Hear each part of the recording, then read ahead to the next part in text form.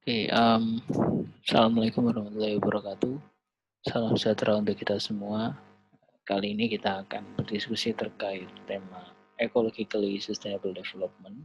Em, Setelah beberapa waktu yang lalu saya membuat video terkait Technological Sustainable Development. So, today I will share you about Ecologically Sustainable Development. What is this? Ini berkaitan dengan konsep ekologikal. Jadi kalau teknologi it's about how to make invention, inovasi. Nah, sekarang kita melihat dari sisi ekologikal.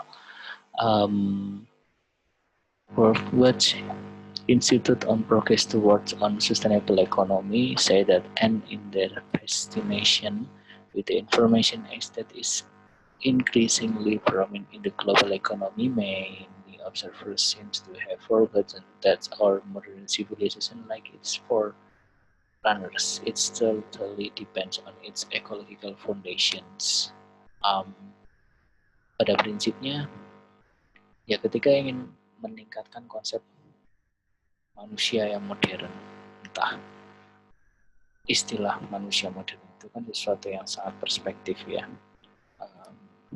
dengan segala macam teknologi yang digunakan dan sebagainya, itu ya depend on this ecological foundation itu sendiri. Jadi tetap berbasis pada ekologi seperti itu loh. And we must look after our words is that what allows us to live.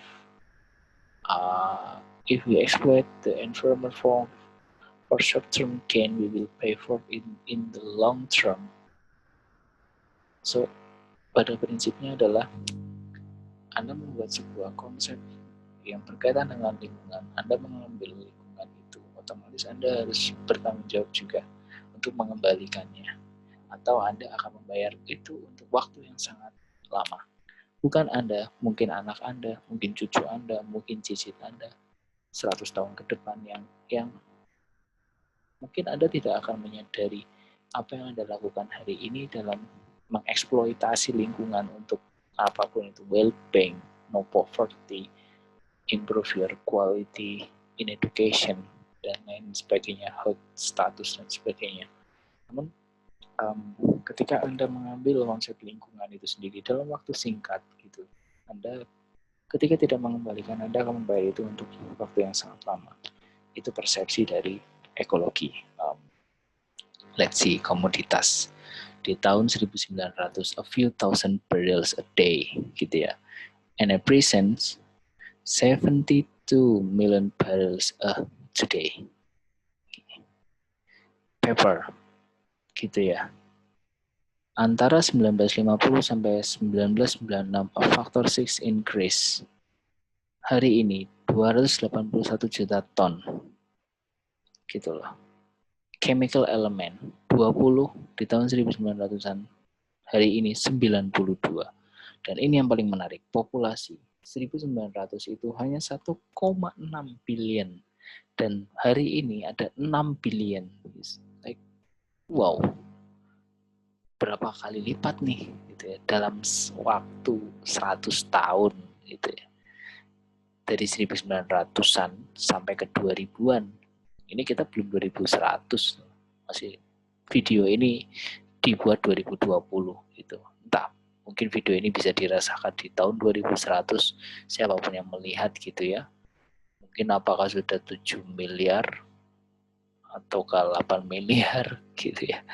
I don't know, but it's like unknown situation that just can be forecasting, I think.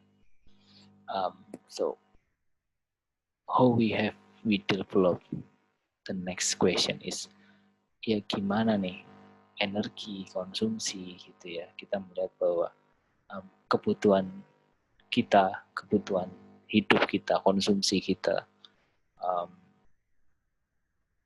satu mobil pasti butuh bahan bakar, kemudian tempat tinggal pasti juga harus ada, seperti itu loh. Jadi itu adalah sebuah konsep yang sangat menarik untuk bisa kita diskusikan gitu, dalam konsep ecological sustainable development itu sendiri gitu loh. Karena memang ya kita berbicara teknologi, yes, that's good. Pengembangan mobil, pengembangan teknologi, pengembangan mechanical, pengembangan materials, etc. etc. Tapi kita juga perlu memahami konsep environmental itu sendiri. Apakah kita akan menghabiskan hutan untuk membangun puluhan apartemen baru? Apakah kita akan menghabiskan, beberapa hal yang sifatnya berbasis lingkungan untuk sekedar memenuhi target perusahaan? Nah, itu suatu bentuk pandangan yang perlu teman-teman pertimbangkan dalam mengambil suatu keputusan itu sendiri, gitu loh. Greenhouse gas emission, let's say kita melihat di tahun 1990 sampai dengan 2000-an, peningkatan yang sangat menarik gitu ya. Forestry was the only industry sector that had a net carbon store. Forestry, that's the only industry. It means that, iya, balik lagi, semua butuh hutan, semua butuh oksigen. Saya belum pernah mendengar ada penelitian oksigen dibuat dari laptop, tuh nggak ada. Yang saya pernah dengar adalah oksigen dibuat dari tumbuhan. Ya konsep apa fotosintesis dan sebagainya itu mungkin ya, dan ya semua itu dibutuhkan sebenarnya dari hutan. Namun ya kembali lagi, stationary energy ada emisinya, transportasi ada, fugitive emission juga ada, industrial processes juga ada, waste apalagi gitu ya, land use change juga ada.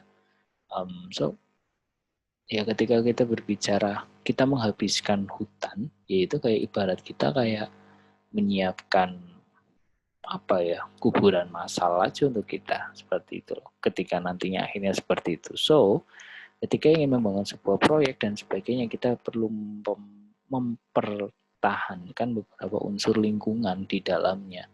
Agar apa? Konsep sustainabilitas dari teknologinya dapat, ekologikalnya juga dapat. Anda bisa membangun apartemen tinggi 70 lantai, tapi juga tetap bisa menyetok oksigen gitu ya untuk orang yang berada di apartemen itu, kayak gitu loh.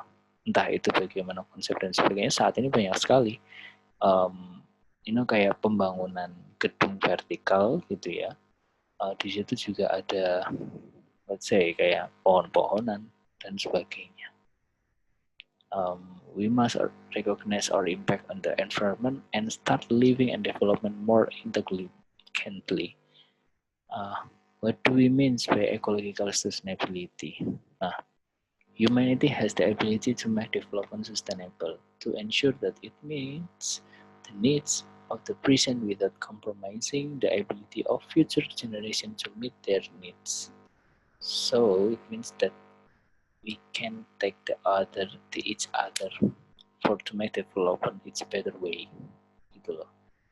It's not only about technological, it's not only about money, it's not only about value, but it's too about how we grow up with the ecosystem, with the like environment as well. Berdampingan, konsepnya adalah berdampingan. Jadi tidak hanya fokus kepada mendapatkan keuntungan, nilai, tapi juga kita bisa hidup berdampingan. Seperti same quality, understanding the planet gitu ya, demonstrable impact, let's say salinization, depletion of resources, loss of biodiversity. It's beginning to the experience some demonstrable impact of the plants.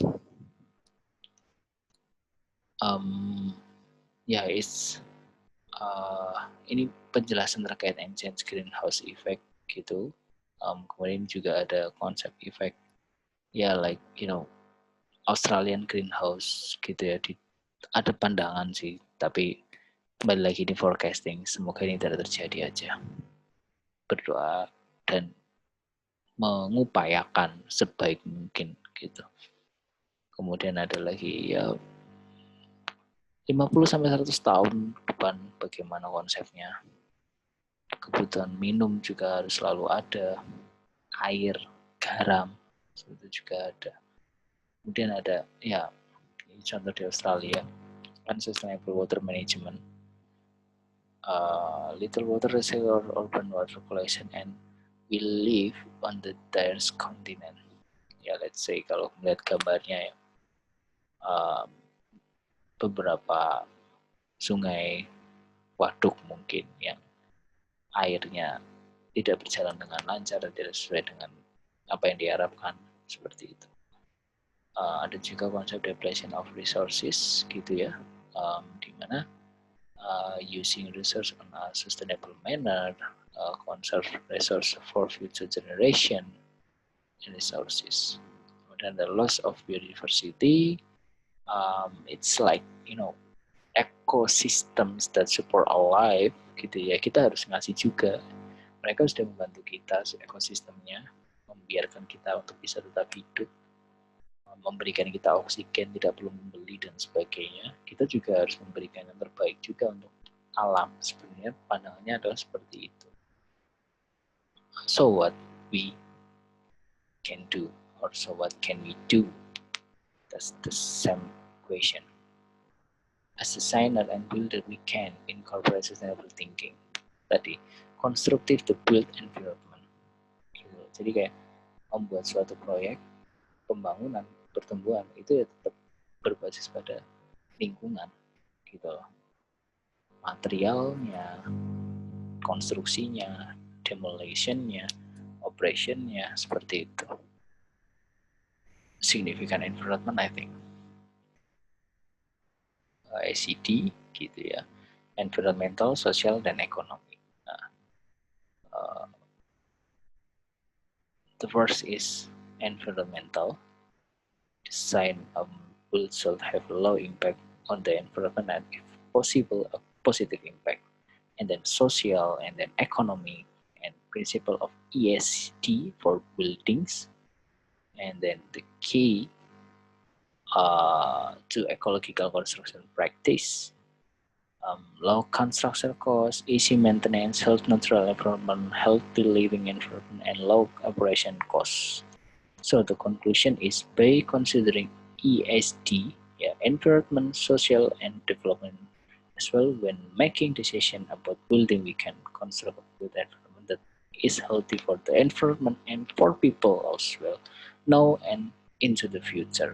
So that is the conclusion. If you have any question, you can chat below and see you on the next video. Wassalamualaikum warahmatullahi wabarakatuh.